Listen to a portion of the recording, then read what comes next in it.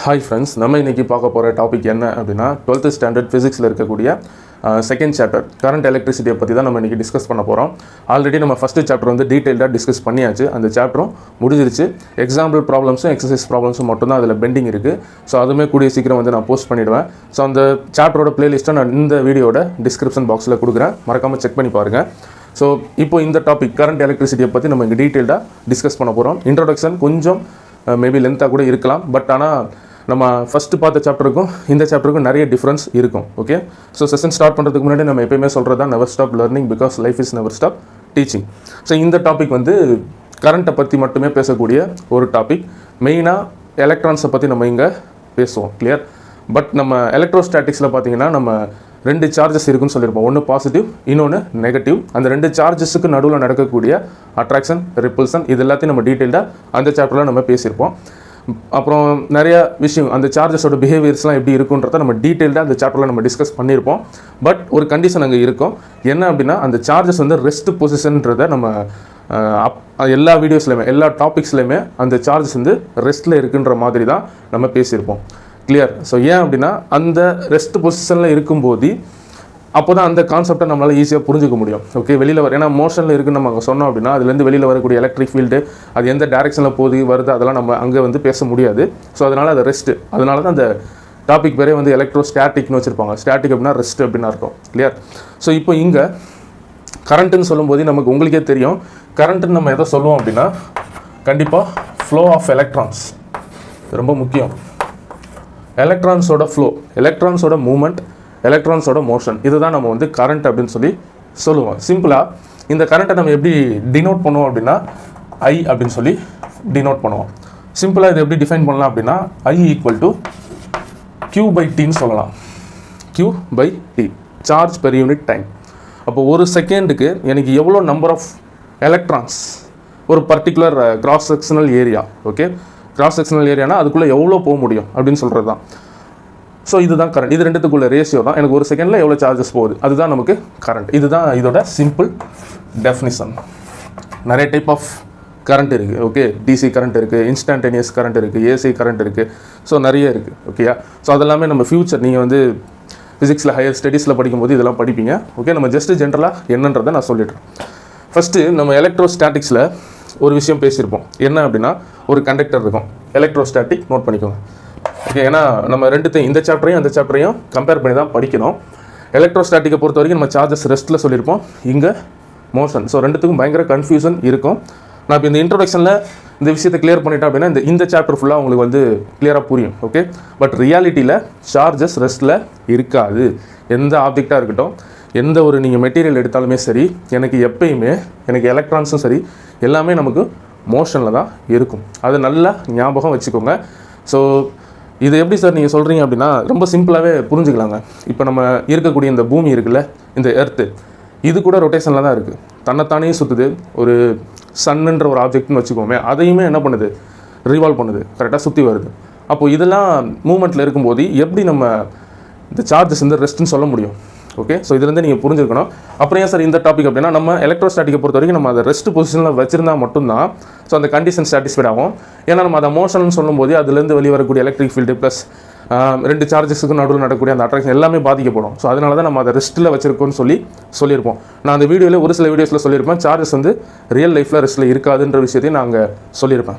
Okay, so இங்கே பாருங்கள், நம்ம இந்த எலக்ட்ரோஸ்டாட்டிக்ஸில் வச்சு நம்ம சொல்லிடலாம். இப்போது ஒரு கண்டக்டர் இருக்குது. ஓகே, இதே மாதிரி இன்னொரு கண்டக்டரையும் நான் எடுத்துக்கிறேன்.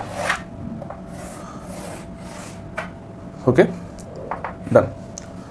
பொறுமையாக பாருங்கள், கிளியராக புரியும், டவுட் எதுவுமே வராது, கிளியராக புரியும். இப்போது நம்ம இந்த எலக்ட்ரோஸ்டாட்டிக்ஸில் காஸ்லான்னு ஒரு விஷயம் பார்த்துருப்போம். அதில் என்ன சொல்லியிருப்போம் அப்படின்னா, இன்சைடு த கண்டக்டர் எனக்கு சார்ஜ் பார்த்தீங்கன்னா 0 சொல்லியிருப்போம். 0 இன்சைடு த கண்டக்டர் சார்ஜ் வந்து 0, எனக்கு சார்ஜ் இருக்காதுன்னு நாங்கள் சொல்லியிருப்போம். ஓகே, புரியும். அது எப்படி இதில் சாட்டிஸ்ஃபைட் ஆகுதுன்றதை நான் சொல்கிறேன். நம்ம பொதுவாக கரண்ட் எலக்ட்ரிசிட்டியில் நம்ம என்ன சொன்னோம், ஃப்ளோ ஆஃப் எலக்ட்ரான்னு சொன்னோம். கண்டக்டர்னு சொல்லும் போதையும் எனக்கு இதுவாக இருக்கட்டும், எலக்ட்ரோஸ்டாட்டிக்காக இருக்கட்டும், இல்லை நார்மலாக இருக்கட்டும், கண்டக்டர்னு சொல்லும்போது என் நம்பர் ஆஃப் ஃப்ரீ எலக்ட்ரான்ஸ்ன்றது இருக்கும். இப்போது இதில் ஒரு 50 புரோட்டான் இருக்குது அப்படின்னா கண்டிப்பாக இதில் 50 நியூட்ரான் 50 எலக்ட்ரான்றது நியூட்ரல் சார்ஜ். நம்ம என்ன பண்ணலாம், பாசிட்டிவ் நெகட்டிவ் வச்சுக்கலாம், சிம்பிளாக புரியும். ஓகே, நியூட்ரானுக்கு வந்து சார்ஜ் கிடையாது, அது நியூட்ரல். கிளியர்? ஸோ 50 பாசிட்டிவ், எனக்கு 50 நெகட்டிவ். இப்போ இந்த நெகட்டிவ் தான் எனக்கு எலக்ட்ரான் அப்படின்னா இது எல்லாமே எனக்கு ஃப்ரீயாக இருக்கும். இந்த நியூக்ளியஸ் கூட லாஸ்ட் செல் இருக்குல்ல, வேலன்ஸ் செல், ஸோ அதில் இருக்கக்கூடிய வேலன்ஸ் எலக்ட்ரான் தான் ஃப்ரீ எலக்ட்ரான் சொல்லுவோம். அது பார்த்திங்கன்னா நியூக்ளியஸுக்கும் எலக்ட்ரானுக்கும் கொஞ்சம் டிஸ்டன்ஸ் அதிகமாக இருக்கும். அதனால் அந்த நியூக்ளியஸுக்கும் எலக்ட்ரானுக்கும் நடுவில் இருக்கக்கூடிய அந்த அட்ராக்ஷனோட லெவல் கம்மியாக இருக்கும். ஏன்னா நியூக்ளியஸ் பாசிட்டிவ், எலக்ட்ரான்றது நெகட்டிவ். இதெல்லாம் உங்களுக்கே தெரியும். கிளியர்? ஸோ அப்போ இதில் வந்து ஃப்ரீ எலக்ட்ரான் வந்து எனக்கு இதில் 50 எலக்ட்ரான் இருக்குது, 50 பாசிட்டிவ் சார்ஜ் இருக்குது அப்படின்னா இது ரெண்டுமே ஈக்குவலாக இருந்தால் தான் அந்த கண்டக்டர் வந்து நியூட்ரல். கிளியர்? நியூட்ரல். ஃபஸ்ட்டு விஷயம் உங்களுக்கு கன்ஃபியூஸ் ஆகும். இன்சைட் த கண்டக்டர் வந்து எனக்கு சார்ஜ் 0. நம்ம இங்கே என்ன பேசுவோம், எனக்கு சார்ஜஸ் இதே தான். இப்போ இங்கே 50 சார்ஜ் இருக்குது, 50 பாசிட்டிவ் 50 நெகட்டிவ். பட் இங்கே என்ன பேசுகிறோம், எலக்ட்ரானை பற்றி பேசுகிறோம். இப்போ இங்கே 50 ஃப்ரீ எலக்ட்ரான் இருக்குது அப்படின்னா இந்த 50 ஃப்ரீ எலக்ட்ரானுமே எனக்கு ரேண்டம் மோஷனில் இருக்குதுன்னு சொல்லுவோம். இப்போது இந்த மாதிரி எலக்ட்ரான் இருக்குது அப்படின்னா ஒரு 4 எலக்ட்ரான் இருக்குது. ஒரு எலக்ட்ரான் எனக்கு மேலே மூவ் ஆச்சு அப்படின்னா இன்னொரு எலக்ட்ரான் எனக்கு கீழே மூவ் ஆகும். அதே மாதிரி இந்த எலக்ட்ரான் எனக்கு சைடில் மூவ் ஆச்சு அப்படின்னா, லெஃப்ட் சைடில் மூவ் ஆச்சு அப்படின்னா இது எனக்கு ரைட் சைடில் மூவ் ஆகும். இதுதான் random motion.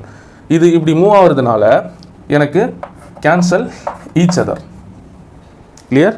Cancel each other. அப்போ இது மூவ் ஆனாலுமே எனக்கு இது பார்த்தீங்கன்னா 0 தான். 0 புரிஞ்சிருக்கும். நான் இப்போ இது எதனால் ரிலேட் பண்ணுன்றது உங்களுக்கே புரிஞ்சிருக்கும். இதே தான். இங்கே 50 எலக்ட்ரான் இருக்குது, ப்ரோட்டான் இருக்கட்டும், அதாவது 50 பாசிட்டிவ் சார்ஜ் இருக்கட்டும். நமக்கு இன்சைட் த கண்டக்டர் 0ன்ற கண்டிஷன் இருக்குல்ல, ஸோ அதை நான் சாட்டிஸ்ஃபை பண்ணுறதுக்காண்டி ரெண்டுத்தையும் ரிலேட் பண்ணி சொல்கிறேன். இப்போ இந்த மாதிரி எனக்கு எலக்ட்ரானை பற்றி தான் நம்ம இங்கே பேசுவோம். இங்கே பாசிட்டிவ் சார்ஜ் இருக்கிறத நம்ம கன்சிடர் பண்ண மாட்டோம். ஏன்னா நமக்கு எலக்ட்ரான் ஃப்ளோ ஆச்சு அப்படின்னா தான் கரண்ட் வந்து பாசிபிள். கிளியர்? டவுட் எதுவும் இருக்காது. ஸோ இப்போ இதில் இருக்கக்கூடிய பாசிட்டிவ் சார்ஜ்லாம் அது எப்படி இருக்கோ அப்படியே தான் இருக்கும். அதை நம்ம டிஸ்டர்ப் பண்ண தேவையில்லை. ஸோ இங்கேயுமே அதுதான், பாசிட்டிவ் சார்ஜ் எப்படி இருக்கோ அது சர்ஃபேஸில் இருந்தாலும் சரி, அது உள்ளே இருந்தாலும் சரி, அது நம்ம ஏன்னா நியூட்ரல்னு சொல்லும்போது எலக்ட்ரோஸ்டாட்டிக்கில் ஃபஸ்ட்டு ஸ்டார்டிங்லேயே சொல்லியிருப்பாங்க, இந்த சார்ஜஸ் வந்து நியூட்ரல்னு சொல்லும்போது எனக்கு நெட் சார்ஜ் பார்த்தீங்கன்னா 0. அதுதான் காசுலாவும் சொல்லுவோம், நெட் சார்ஜ் டோட்டல் சார்ஜ் ரெண்டுமே ஈக்குவலாக இருக்கும்போது எனக்கு நெட்டு பார்த்தீங்கன்னா 0 டோட்டல், அவ்வளோதான். அப்போ இங்கேயே கண்டிஷன் சாட்டிஸ்ஃபைட் ஆகிடுச்சு. நம்ம கரண்ட் எலக்ட்ரிசிட்டிலையும் எப்படி அது டேலி ஆகுதுன்றதை சொல்லிட்டேன். கிளியர்? ரேண்டம் மோஷன்னா இதுதான், ஆப்போசிட் டைரெக்ஷனில் மூமெண்ட்டில் இருக்கும். ஸோ இப்போ இதில் உங்களுக்கு டவுட் வந்திருக்காது. ஏன்னா பசங்க இந்த இடத்துல தான் குழம்புவாங்க, எப்படி மூமெண்ட்டில் இருக்குது. நல்லா தெரிஞ்சுக்கோங்க, எந்த நீங்கள் பொருள் யூனிவர்ஸில் நீங்கள் எந்த பொருள் எடுத்தாலுமே ஆட்டம் இருக்கும். ஆட்டம் நம்ம சொல்லிட்டாலே அதில் புரோட்டான், எலக்ட்ரான், நியூட்ரான் எல்லாமே இருக்கும். நீங்கள் அது கேஸாக இருக்கட்டும், சாலிடாக இருக்கட்டும், லிக்யூடாக இருக்கட்டும், இல்லை கண்டக்டராக இருக்கட்டும், இன்சுலேட்டராக இருக்கட்டும், எதுவாக வேணாலும் இருக்கட்டும், கண்டிப்பாக அதில் ஆட்டம் இருக்கும். ஆட்டம் அப்படின்னாலே அதில் எலக்ட்ரான்ன்ற விஷயம் கண்டிப்பாக இருக்கும். அந்த எலக்ட்ரான் எப்பயுமே மூமெண்ட்டில் தான் இருக்கும். ஸோ இந்த விஷயத்தை இது ரொம்ப பேசிக்கான ஒரு விஷயம், இதை நீங்கள் தெரிஞ்சுக்கணும். அது ரேண்டம் மோஷனில் இருக்குது அப்படின்றதுனால நம்ம அதை 0ன்னு சொல்லிவிடுவோம். எனக்கு 50-50 இங்கேயே நியூட்ரல்னு சொல்லியாச்சு. இது மோஷனில் இருந்தாலுமே இதோட மோஷன் இதை எனக்கு அஃபெக்டே பண்ணாது. ஏன்னா இதை நம்ம கன்சிடர் பண்ண போகிறதே கிடையாது. ஏன் இதை நம்ம கன்சிடர் பண்ணாலுமே நோ யூஸ். நமக்கு எதை பற்றி பேசிகிட்டு இருக்கோம், எலக்ட்ரானை பற்றி தான் நம்ம பேசிகிட்டு இருக்கோம். கிளியர்? ஸோ அப்போது எனக்கு பாசிட்டிவ் சார்ஜ் இருந்தாலுமே அது எனக்கு பிரச்சனை கிடையாது. Okay right. இப்போ வந்து உங்களுக்கு கிளியராக புரிஞ்சிருக்கும். இதுதான் வந்து கரண்ட்டுங்க. இப்போ இந்த ஃப்ளோ இங்கே இன்னொரு டவுட்டும் வந்திருக்கும், ஃப்ளோ ஆஃப் எலக்ட்ரான் இது எனக்கு மோஷனில் தானே இருக்குது, ஃப்ளோ ஆஃப் எலக்ட்ரான் தானே கரண்ட், அப்போ இங்கே கரண்ட் இருக்குமா சார் அப்படின்னு கேட்டால் கரண்ட் இருக்காது. ஏன் அப்படின்னா ரேண்டம் மோஷனில் இருக்கும்போது எனக்கு கரண்ட் இருக்காது. ஓகேயா? எலக்ட்ரான் வேறு டேரெக்ஷனில் கச்சாமுச்சான்னு அப்படியே வேறு டேரெக்ஷனில் இருக்கும்போது நம்மளால் கரண்ட் சொல்ல முடியாது. அட் த சேம் டைம் நம்ம இந்த எலக்ட்ரான் எதனா ஒரு எக்ஸ்டர்னல் சோர்ஸை வச்சு டிஸ்டர்ப் பண்ணோம் அப்படின்னா, இப்போ நான் இதை ஒரு பேட்டரியில் கனெக்ட் பண்ணுறேன், இல்லை எதனா ஒரு மெட்டீரியலை வச்சு ரப் பண்ணுறேன். ஓகே, ரப் பண்ணுற விஷயம் தான் நம்ம இங்கே பேசுவோம். ஏன்னா அது எலக்ட்ரோஸ்டாட்டிக் கண்டிஷனுக்கு தான் பாசிபிள். நான் அங்கே பேசுவோம். இப்போ நான் இந்த மெட்டீரியலை ஏதாவது ஒரு விஷயத்தினால நான் டிஸ்டர்ப் பண்ணுறேன். எப்படி சார் அப்படின்னா, ஒரு பேட்டரி பொட்டன்ஷியல் டிஃப்ரென்ஸை நம்ம கொடுக்கலாம். ஃபார் எக்ஸாம்பிள், ஓகே, இந்த மாதிரி ஒரு வயரை நான் என்ன பண்ணுறேன், ஒரு பேட்டரியில் கனெக்ட் பண்ணுறேன். இப்போ இந்த கண்டக்டரை நான் ஒரு சின்னதாக ஒரு இங்கே வரைஞ்சிக்கிறேன், இப்படி வரைஞ்சிக்கிறேன் சிம்பிளாக. எதுக்குன்னு நான் சொல்கிறேன், கிளியர்? புரியும். பேட்டரி இது பாசிட்டிவ் டெர்மினல், இது நெகட்டிவ் டெர்மினல். இதுதான் நம்ம பொட்டன்ஷியல் டிஃப்ரென்ஸ் அப்படின்னு சொல்லுவோம். ஸோ ஒரு பேட்டரி அப்படின்னு சொல்லும்போது எனக்கு 2 டெர்மினல் இருக்கும். அது ஒன்று நம்ம ஒரு எண்ட்லையும் இன்னொன்று நம்ம இன்னொரு எண்ட்லையும் கனெக்ட் பண்ணுவோம். இப்போ நான் இதை ஸ்விட்ச் ஆன் பண்ணேன் அப்படின்னா எனக்கு இந்த கண்டக்டரில் இருக்கக்கூடிய எலக்ட்ரான் டிஸ்டர்ப் ஆகும். ஓகே, அப்படி டிஸ்டர்ப் ஆச்சு அப்படின்னா இந்த எலக்ட்ரான் எல்லாம் என்ன பண்ணும் அப்படின்னா வேறு டைரெக்ஷனில் இருக்குல்ல, இது எல்லாம் எனக்கு சேம் டைரெக்ஷன் எடுக்கும். இந்த மாதிரி ஒரே டைரெக்ஷன், ஏதாவது ஒரு டைரெக்ஷன், அது லெஃப்டாக இருக்கலாம், ரைட்டாக இருக்கலாம், மேலேயா இருக்கலாம், கீழே இருக்கலாம், அந்த மாதிரி சேம் டைரெக்ஷன் எடுக்கும். ஸோ இதுதான், இந்த மாதிரி சேம் டைரெக்ஷனில் எனக்கு எலக்ட்ரான் மூவ் ஆச்சு அப்படின்னா தான் அது கரண்ட்டு. வேறு டைரெக்ஷனில் இருந்ததுன்னா அது கரண்ட் ஃப்ளோ அங்கே இருக்காது. ஒரு விஷயம் நடக்கும், வேறு டைரெக்ஷனில் இருக்கும்போது ஃபஸ்ட்டு சொன்னல, உள்ளே இருக்கக்கூடிய பாசிட்டிவ் சார்ஜுக்கும் நெகட்டிவ் சார்ஜுக்கும் சின்ன இன்ட்ராக்ஷன் இருக்கும். அதில் மினிமம் ரொம்ப லோ லெவல் எலக்ட்ரிக் ஃபீல்டு இருக்கும் அப்படின்றதையும் நம்ம எலக்ட்ரோஸ்டாட்டிக்ஸில் பார்த்துருப்போம். அந்த கான்செப்ட் இங்கே எடுத்துகிட்டு வந்து சாரி இதை டிஸ்டர்ப் பண்ணி குழப்பிக்காதீங்க, சொல்கிறேன், கனெக்ட் பண்ணி சொல்கிறேன், புரிஞ்சுக்கோங்க, ரைட்? ஸோ இப்போ இது முடிஞ்சது, இப்போ உங்களுக்கு புரிஞ்சிருக்கும். இன்னொரு விஷயத்தையும் நான் உங்களுக்கு சொல்கிறேன், ஏன்னா நிறைய விஷயங்கள் இருக்குது. நம்ம ஜென்ரலாக பேசும்போது எலக்ட்ரான் கண்டக்டரில் ஃப்ரீ எலக்ட்ரான் இருக்கும், அந்த ஃப்ரீ எலக்ட்ரான்லாம் ஒரே டைரெக்ஷனில் மூவ் ஆனால் மட்டும்தான் எனக்கு கரண்ட் ஃப்ளோ இருக்கும் அப்படின்றது தான் நம்ம ஜென்ரலாக பேசுவோம். கிளியரா? ஏன்னா நம்ம பாசிட்டிவ் சார்ஜ் அங்கே எடுத்துகிட்டு வர முடியாது, இது எல்லாத்தையும் நம்ம சேர்த்து பேசணும் அப்படின்னா கண்டிப்பாக அந்த கான்செப்ட்டும் புரியாது, ஒன்றுமே புரியாது. ஸோ இந்த கான்செப்ட் உங்களுக்கு கிளியராக விளங்கணும்னா அந்த கான்செப்ட்டில் என்ன சொல்கிறாங்கன்றதை தெளிவாக புரிஞ்சுக்கணும். அப்போ தான் மற்றதை ரிலேட் பண்ணி படிக்க யூஸ்ஃபுல்லாக இருக்கும். கிளியர்? இப்போ இது உங்களுக்கு புரிஞ்சிருக்கும். புரியல அப்படின்னா இன்னொரு தடவை ரீமைண்ட் பண்ணி பாருங்கள், கிளியராக புரியும். நான் பொறுமையாக தான் சொல்லியிருக்கேன், ரைட்? இப்போது எனக்கு எலக்ட்ரான் எல்லாம் சேம் டைரெக்ஷனில் மூவ் ஆச்சுன்னா மட்டும்தான் எனக்கு கரண்ட் ஃப்ளோ இருக்குன்னு சொல்லிட்டேன், அதில் எந்த டவுட்டும் வராது. இப்போது பாசிட்டிவ் சொன்னேன், இப்போ இந்த பேட்டரின்ற இந்த கரண்ட் எப்படி ஃப்ளோ ஆகும்? இது ஒரு ஆப்ஜெக்ட், கரெக்டாக அந்த கண்டக்டர் தூக்கி இங்கே எப்படி வரைஞ்சிருக்கோம். ஸோ இப்போ இதில் கரண்ட் ஃப்ளோ எப்படி இருக்கும் அப்படின்ற ஒரு விஷயம் உங்களுக்கு தெரியணும். கரண்ட் ஃப்ளோ வந்து எனக்கு ஹையர் பொட்டன்ஷியலேருந்து லோவர் பொட்டன்ஷியல். பாசிட்டிவ் தான் எனக்கு எப்பயுமே ஹையர் பொட்டன்ஷியல், ஹையர். ஓகே, நல்லா நோட் பண்ணிக்கோங்க. நெகட்டிவ் தான் எப்பயுமே எனக்கு லோவர். எனக்கு எப்பயுமே கரண்ட் ஃப்ளோ ஹையர் பொட்டன்ஷியலில் இருந்து லோவர் பொட்டன்ஷியலுக்கு தான் மூவ் ஆகும். ஓகேயா? ஸோ இப்போ நம்ம negative positive current, okay, current எப்பயுமே எனக்கு ஹையர் பொட்டன்ஷியலேருந்து லோவர், ஹையர் பொட்டன்ஷியல் எது? Positive, lower potential negative. Clear? எலக்ட்ரானோட மோஷன் இருக்குது பார்த்தீங்களா, எலக்ட்ரான் எது? எலக்ட்ரான் இங்கே எனக்கு எலக்ட்ரான் எங்கேருந்து வரும்ன்றது இல்லை, நான் சொல்கிறேன். இந்த நெகட்டிவ் டெர்மினல் தான் நம்ம எலக்ட்ரான், நெகட்டிவ் தான் எலக்ட்ரான் சொல்கிறோம். ஓகே, இப்போ இந்த நெகட்டிவ் டெர்மினல்லையும் நமக்கு எலக்ட்ரான் இருக்கும், ப்ளஸ் இந்த வயர்லையும் நமக்கு என்ன இருக்கும்? எலக்ட்ரான் இருக்கும். இந்த வயரில் மட்டும் கிடையாது, இந்த வயர்லையும் நமக்கு எலக்ட்ரான் இருக்கும். அப்போது அந்த எலக்ட்ரானை நம்ம இந்த கண்டக்டருக்குள்ளே எப்படி அந்த எலக்ட்ரானை இந்த கண்டக்டருக்குள்ளே இந்த வயர் மூலிமா எடுத்துகிட்டு வரும்போது நமக்கு இந்த கண்டக்டர்லேயும் என்ன இருக்கும்? எலக்ட்ரான் இருக்கும். அது ரேண்டம் மோஷனாக இருக்கும். அப்போ இந்த வயரில் இருக்கக்கூடிய எலக்ட்ரான் இருக்குல்ல, இதுவும் என்ன ஆகும் அப்படின்னா ஃபஸ்ட்டு ரேண்டம் மோஷனில் இருக்கும், இதுவும் ரேண்டம் மோஷனில் இனிஷியலாக இருக்குன்னு சொல்லிட்டேன். நான் சுவிட்ச் ஆன் பண்ணும்போது எனக்கு இந்த வயரில் இருக்கக்கூடிய எலக்ட்ரான் எல்லாமே சேம் டைரெக்ஷன் எடுத்துரும். இந்த வயரில் இருக்கக்கூடிய எலக்ட்ரான், இந்த வயரில் இருக்கக்கூடிய எலக்ட்ரான் எல்லாமே ஒரே டைரெக்ஷனில் மூவ் ஆகும். நல்லா பாருங்கள், இது பாசிட்டிவ். எனக்கு இங்கே இருந்தும் சார்ஜ் ஃப்ளோ நடக்கும், இந்த வயர்லையும் எனக்கு எலக்ட்ரான் இருக்கும். அப்போ இது ரெண்டுத்துக்கும் நடுவில் அட்ராக்ஷன்றது இருக்கும். அப்போது அட்ராக்ஷனோட டைரெக்ஷனில் தான் இந்த வயரில் இருக்கக்கூடிய எலக்ட்ரான் மூவ்மெண்ட் இருக்கும். ஓகே, அதாவது எனக்கு பேட்டரி இப்படி இருக்குது சொல்லிட்டேன்ல, கரண்ட் ஃப்ளோ எப்படி சொன்னேன்? பாசிட்டிவ் டு நெகட்டிவ், இந்த டைரெக்ஷனில் கரண்ட் ஃப்ளோ இருக்கும். எலக்ட்ரானோட மோஷன் கரண்ட் ஃப்ளோவுக்கு ஆப்போசிட்டில் இருக்கும். இதுதான் எலக்ட்ரான். அப்போ இந்த வயரில் இருக்கக்கூடிய எலக்ட்ரான் வந்து பாசிட்டிவ் டெர்மினல், மோஷன் வந்து எப்படி இருக்கும்? ஆப்போசிட்டில் இருக்கும். இந்த எலக்ட்ரான், இந்த வயரில் இருக்கக்கூடிய எலக்ட்ரான் எல்லாமே எனக்கு இந்த பாசிட்டிவ் டெர்மினலை நோக்கி நகர ட்ரை பண்ணும். பட் அட்ராக்ஷன் பாசிபிள் இருக்குது. நம்ம அதெல்லாம் ரொம்ப டீப்பாக பேச வேண்டாம், ஜஸ்ட் என்னன்னு தெரிஞ்சுக்கோங்க, கன்ஃபியூஸ் ஆகாமல் படிக்கணும், அவ்வளோதான் என்னோட மோட்டிவ். பசங்களுக்கு கன்ஃபியூஸ் இல்லாமல் சொல்லிடணும். கிளியர்? இங்கே பாருங்கள், இங்கே நெகட்டிவ் டெர்மினல், இங்கேயும் எனக்கு சார்ஜஸ் ஃப்ளோ அப்படின்றது நடக்கும். ப்ளஸ் எனக்கு இந்த வயர்லையுமே எலக்ட்ரான்றது இருக்கும். இப்போ நீங்களே சொல்லுங்கள், இதுவும் நெகட்டிவ், வயரில் இருக்கக்கூடிய எலக்ட்ரானும் நெகட்டிவ். அப்போ ரெண்டுமே ரிப்பல்சிவ் ஃபோர்ஸை நம்ம என்ன பண்ணோம்? உணரும். அப்போ இந்த வயரில் இருக்கக்கூடிய எலக்ட்ரான் எல்லாமே என்ன ஆகும்? இந்த மாதிரி மூவ் ஆக ட்ரை பண்ணும். கிளியர்? இந்த மாதிரி பாருங்கள், கரண்ட் ஃப்ளோவுக்கு ஆப்போசிட் டைரெக்ஷனில் தான் எனக்கு எலக்ட்ரானோட மூவ்மெண்ட்ன்றது இருக்கும். இதை தான் நம்ம கன்வென்ஷனல் கரண்ட்டுன்னு சொல்லி அடுத்தடுத்த டாபிக் இருக்குது. எலக்ட்ரிக் கரண்ட் ஒரு டாபிக் இருக்குது, கன்வென்ஷனல் கரண்ட் டாபிக் இருக்குது, அப்புறம் ட்ரிஃப்ட் வெலாசிட்டி இருக்குது, ரெசிஸ்டர்ஸு, நிறைய இருக்குங்க. Seebeck effect, Thomson effect, Wheatstone bridge, நிறைய இம்பார்ட்டண்டான டாபிக்ஸ்லாம் நிறைய இருக்குது. ஸோ இதெல்லாமே நம்ம இந்த சாப்டரில் ரொம்ப டீட்டெயில்டாக டிஸ்கஸ் பண்ண தான் போகிறோம். கிளியர்? அப்போது இதுலேருந்து நீங்கள் தெரிஞ்சுக்க வேண்டிய விஷயம் இது, ஹையர் டு லோவர் எனக்கு கரண்ட் மோஷனில் இருக்கும், ஆப்போசிட் டைரெக்ஷனில் தான் எனக்கு எலக்ட்ரானோட மோஷன்றது இருக்குன்றதை சொல்லியாச்சு. அப்போ இங்கே எலக்ட்ரோஸ்டாட்டிக் கண்டிஷனில் எப்படி சார்ஜஸ் வந்து ஜீரோ ஆகுது அப்படின்றத, இன்சைட் த கண்டக்டர் ஜீரோ நம்ம சொல்லிட்டேன், எப்படி ஜீரோ ஆகுது அப்படின்றதையும் சொல்லியாச்சு. பட் நம்ம இன்னொரு விஷயமும் அங்கே பேசியிருப்போம். எனக்கு இப்போ இந்த மாதிரி நான் பேட்டரியில் கனெக்ட் பண்ணுற மாதிரி நம்ம எலக்ட்ரிக் ஃபீல்டு கொடுத்துருப்போம். நல்லா நோட் பண்ணிக்கோங்க. எனக்கு இந்த குழப்பமும் வரும். ஏன்னா ஒரு கண்டக்டர்னு சொல்லும்போது எலக்ட்ரிக் ஃபீல்டு இப்படி வருது அப்படின்னா பாசிட்டிவ். ஓகே, வெளியில் வரது எனக்கு எலக்ட்ரிக் ஃபீல்டு வெளியில் வரது பாசிட்டிவ்னு சொல்லுவோம். பாசிட்டிவ். ஓகே, இங்கே பேட்டரி யூஸ் பண்ணுறோம், இங்கே வந்து நம்ம ஃபீல்டை டேரெக்டாக கொடுக்குறோம், அவ்வளோதான் டிஃப்ரெண்ட். கிளியர்? ஸோ இங்கே பாசிட்டிவ்னு சொல்லியாச்சா?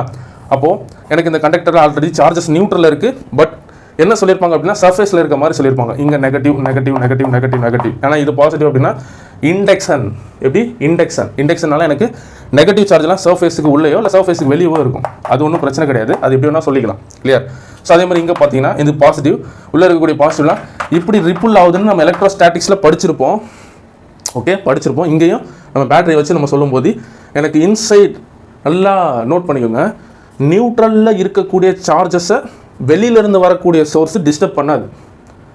நம்ம இண்டக்ஷன் கண்டக்ஷன் பை ஃப்ரிக்ஷன் நம்ம எப்படி பண்ணாலுமே எனக்கு சார்ஜஸ் ஒரு விஷயத்துலேருந்து ஒரு ஆப்ஜெக்ட்லேருந்து இன்னொரு ஆப்ஜெக்ட்டுக்கு ட்ரான்ஸ்ஃபர் தான் ஆகும். இப்போ இங்கே நான் எலக்ட்ரிக் ஃபீல்டுன்னு டேரெக்டாக சொல்ல முடியாது. இப்போ எலக்ட்ரிக் ஃபீல்டு சொல்கிறேன் அப்படின்னா இங்கே வெறும் நான் சார்ஜஸை கையில் எடுத்து கொண்டு போய் வச்சு நம்மளால் என்ன பண்ண முடியாது, எலக்ட்ரிக் ஃபீல்டு கொடுக்க முடியாது. ஒன்று பேட்டரியில் கொடுக்கணும், இல்லை வேறு ஏதாவது ஒரு source by induction conduction friction இது மாதிரியான ஒரு விஷயத்தினால தான் நம்ம இந்த இடத்துல எலக்ட்ரிக் ஃபீல்டை கொடுக்க முடியும். அப்படி கொடுத்தோம் அப்படின்னா இங்கே நடுவில் இருக்கும்ல ஏர், இந்த ஏரில் கண்டிப்பாக அயனைசேஷன்றது ஏரில் இருக்கக்கூடிய மாலிகுல்ஸ் இருக்குல்ல, ஸோ அதுவும் பாசிட்டிவ் நெகட்டிவ்ன்ற செப்பரேஷன் ஆகும். ஸோ அதுக்கேற்ற மாதிரி ஏரில் இருக்கக்கூடிய பாசிட்டிவ் எல்லாமே எக்ஸஸ் சார்ஜஸ். நல்லா நோட் பண்ணிக்கோங்க, கண்டக்டரில் இல்லாமல் எக்ஸஸாக இருக்கக்கூடிய சார்ஜஸ் எங்கே இந்த ஏரில், ப்ளஸ் இந்த கண்டக்டரில் நியூட்ரலாக இல்லாமையும் ஒரு சில சார்ஜஸ் வந்து எக்ஸஸாக சுற்றிட்டு இருக்கும். ஸோ அந்த சார்ஜஸ் எல்லாமே எனக்கு கண்டக்டரோட சர்ஃபேஸில் தான் இருக்கும். அதை தான் நம்ம எலக்ட்ரோஸ்டாட்டிக்கில் சர்ஃபேஸில் சார்ஜஸ் லை ஆகுதுன்றதை நம்ம கிளியராக சொல்லியிருப்போம். அதுக்கும் இதுக்கும் ரிலேட் பண்ணி சொல்லணும்னா அதுதான். இப்போ இங்கேயும் நம்ம இந்த விஷயத்த சார்ஜஸ் வந்து சர்ஃபேஸில் இருக்குன்னு எப்படி சொல்லலாம், இன்சைட் த சார்ஜஸ் வந்து நம்ம ஜீரோ. ஏன் ஜீரோன்னு சொன்ன, உள்ள எலக்ட்ரான் எல்லாம் ரேண்டம் மோஷனில் இருக்கும். பாசிட்டிவ் வந்து எந்த சைடு இருந்தாலும் நமக்கு பிரச்சனை கிடையாது. ஏன்னா பாசிட்டிவ் வந்து நமக்கு எலக்ட்ரான் கூட அட்ராக்ஷனில் தான் இருக்குமே தவிர்த்து அதை டிஸ்டர்ப் பண்ணாது. அதனால நம்ம ஈஸியாக பாசிட்டிவை கன்சிடர் பண்ணவே விட்டுலாம், அது தேவையில்லை ஆக்சுவலாக. கிளியர்? ஒரு நியூக்ளியஸ்னு சொல்லும்போது அதில் புரோட்டான் எலக்ட்ரான் சேர்ந்தா தான் நியூக்ளியஸ்னு சொல்லுவோம். அந்த நியூக்ளியஸை சுற்றி தான் என்ன வருது, எலக்ட்ரான் ரிவால்வ் ஆகுது. அந்த எலக்ட்ரானோட மோஷன் வந்து ஒரே டைரக்ஷனில் இருக்கும்போது தான் நம்ம கரண்ட். ஸோ இங்கே எனக்கு சார்ஜஸ் சர்ஃபேஸில் லை ஆகுது. எப்படி சர்ஃபேஸில் லை ஆச்சுன்னா என்ன ஆகும், வாண்டிகிராஃபில் நம்ம பார்த்துருக்கோம்ல, எனக்கு வெளியில் இருக்கக்கூடிய ஏரில் அயனைசேஷன் நடக்கும். இப்போ நான் என்ன சொன்னேன், ஏரில் அயனைசேஷன் நடக்கும், சார்ஜஸ் ஒன்று இங்கேருந்து உள்ளே போகணும், இல்லைனா உள்ளே இருக்கவர் வெளியில் வரணும். இவ்வளோ தான் பாசிபிலிட்டிஸ். நம்ம அந்த இடத்துல எங்கள் எலக்ட்ரோஸ்டாட்டிக்ன்ற அந்த இடத்துல சார்ஜஸ் வந்து ரெஸ்ட்ன்ற ஒரு கண்டிஷனை வச்சுருப்பாங்க, ரெஸ்ட் பொசிஷன். அப்போ தான் இந்த விஷயத்தை நம்ம கிளியராக புரிஞ்சிக்க முடியும், எலக்ட்ரோஸ்டாட்டிக் கண்டிஷனை நம்ம புரிஞ்சிக்க முடியும். ப்ளஸ் நீங்கள் வந்து உள்ளே இருக்கக்கூடிய நியூட்ரலில் இருக்கக்கூடிய சார்ஜஸ் நியூட்ரலில் தான் இருக்கும். கண்டக்டரில் நியூட்ரலில் இருக்கக்கூடிய சார்ஜஸ் நியூட்ரல் என்னங்க ஈக்குவலாக இருக்கும், 50 பாசிட்டிவ் 50 நெகட்டிவ் ஈக்குவலாக இருக்கும். அது தனித்தனியாக அங்கங்கே மோஷனில் இருக்கும். அந்த சார்ஜஸ் அதை டிஸ்டர்ப் பண்ணணும்னு அவசியம் கிடையாது.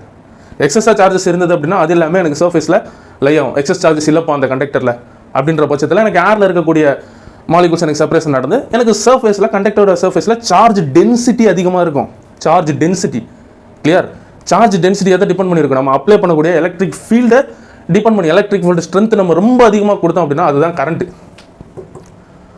சார்ஜ் அதாவது flowing of charge per unit second, இதுதான் நம்ம என்ன சொல்கிறோம், கரண்ட்னு சொல்கிறோம். அவ்வளோதான். இங்கே காமனாக சார்ஜ்னு சொல்லியாச்சு. பட் உள்ள டீப்பாக நம்ம டெஃபினிஷன் பார்க்கும்போது அது எலக்ட்ரான்.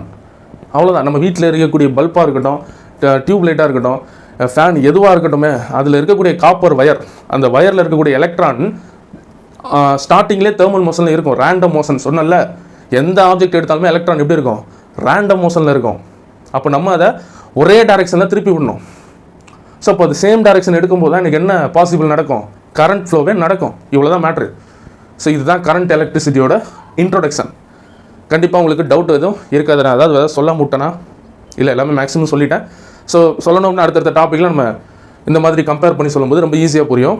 ஸோ கண்டிப்பாக புரிஞ்சிருக்குன்னு நம்புகிறேன். வீடியோ கொஞ்சம் லென்த்தாக இருந்தால் வெரி சாரி. ஏன்னா நிறைய இந்த மாதிரி நம்ம புரிஞ்சு அந்த டாப்பிக்குள்ளே போகும்போது இந்த டாபிக் ரொம்ப சிம்பிளாக இருக்கும். ஸோ அதனால தான் கொஞ்சம் டீட்டெயிலாக சொன்னேன். டவுட் ஏதாவது இருந்தது அப்படின்னா கண்டிப்பாக நீங்கள் என்ன பண்ணுங்கள், கமெண்ட் செக்ஷனில் மென்ஷன் பண்ணுங்கள். ஸோ உங்கள் ஃப்ரெண்ட்ஸுக்கும் இந்த வீடியோவை மறக்காமல் ஷேர் பண்ணுங்கள். So thank you and God bless you all.